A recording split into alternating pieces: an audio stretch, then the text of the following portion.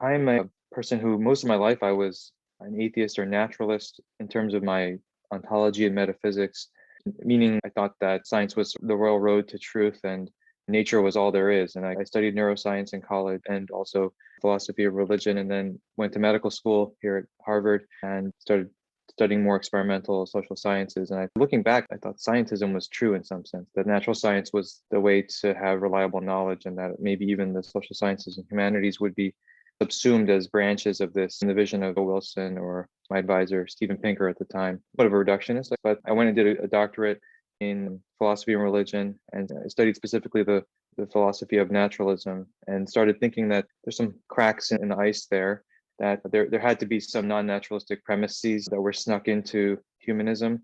For example, the belief that we're fundamentally persons, all of our mental, moral, and aesthetic properties could be reduced to the description given in physics. The fact that we have human dignity, that we have human rights, those are not things you examine if you dissect a person. Our moral equality, our fundamental moral equality, that's not based on our physical interchangeability, the obligations we have to disadvantaged persons, and so on. Many ontological as well as moral premises that I felt were not easily justified as a naturalist.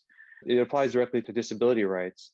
Why would you prioritize the value of a person in a society, in a hospital, if they didn't have intellectual capabilities in the same way that a neurotypical person would? How do we really justify our care for people who are not flourishing in the way that would be valuable to a society? I think there's many theological accounts of why we have those obligations, but there's only one worldview that I found didn't have an account of that, and that was the naturalistic worldview. For example, I was working on a project on how to preserve the Americans with Disabilities Act and disability rights, patients' access to care who have disabilities, even though on a strictly rational accounting of things, one could make an argument for why somebody who has some kind of disability should be not prioritized in medical caregiving.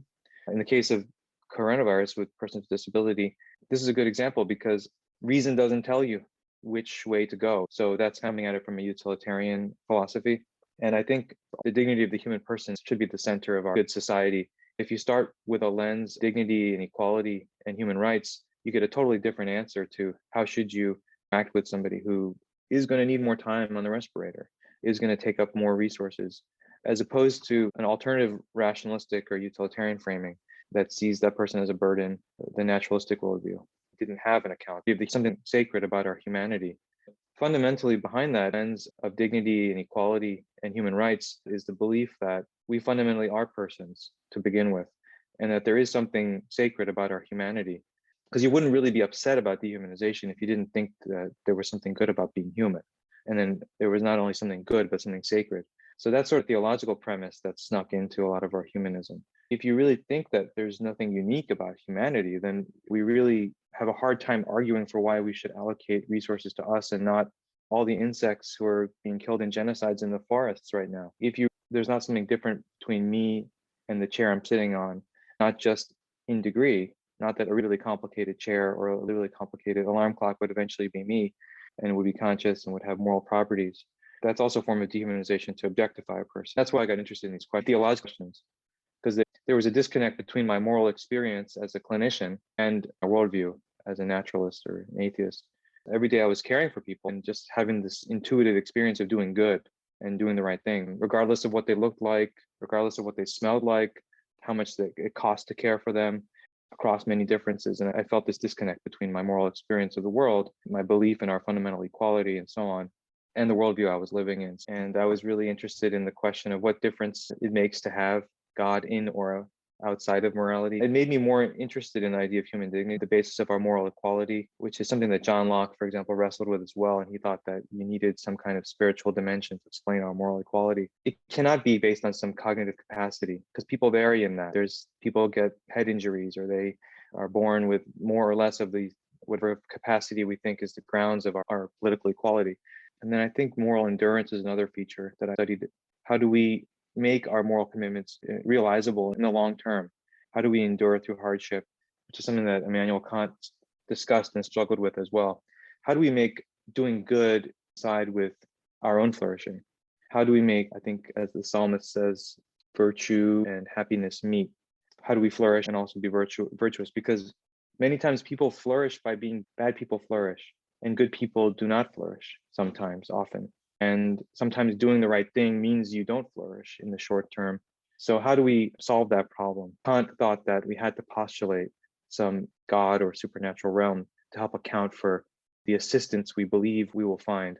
And whether that's a self-fulfilling prophecy or it's self-metaphysical type of help, I thought that was really interesting because it's a problem. If you know that virtue and happiness do not align, I think it makes you less likely to be virtuous. And so there's a unique contribution you get from theology or the spiritual realm. You might ask yourself this question. Say you go to a hospital because you have an emergency, or you go to your outpatient clinician. What are they doing? Not in this mechanistic sense of how are they initiating pharmacology into your body, or how are they operating on something, but what's the point of what they're doing? What are they actually aiming to do with you? Not just with your body, but with your whole life and all of your relationships. That's a question we don't ask in medicine, but if you come at it from this philosophical or moral or spiritual tradition, you have to ask. And it's really the question of what is human flourishing? What does it mean to flourish as a human being? And oftentimes our definitions are mechanistic. They are dehumanizing and just try to bring a person to species typical functioning or something like that. And it ignores all the existential and moral and spiritual dimensions of the person. And without that teleological account, teleology means telos, a purpose, an end for the human person. Without that teleological account of what the point of medicine is and what the point of a human life is, we really can't figure out what is the right intervention for the right person at the right time in the right context. And so I think of that in all work I do, what's missing in someone's life, but also what is something that we can help bring to them in caregiving beyond just protocol of what medication might be indicated. For patients with depression, for example, a lot of the psychotherapy is very pessimistic. It comes out of the Freudian antipathy towards the spiritual. And one analogy I like is that it describes us as two-dimensional stick figures. I mean, you ever seen one of those animations where there's a two-dimensional account of people interacting and then all of a sudden it becomes three-dimensional? Because a lot of our psychotherapy and social science and medicine is two-dimensional, meaning it mistakes us for stick figures even though we have a vertical dimension. It ignores the vertical dimension to life entirely. But nonetheless, our patients are vertical creatures. They live in 3 dimensions. But we as clinicians talk in 2 dimensions. And so that disconnect manifests all the time. Someone's depression could be entirely because they can't find forgiveness in their life in some way. And that touchy-feely thing, now in studies, we know it changes gene expression. It changes blood flow to the brain in different ways. It changes all kinds of stuff in your neurochemistry.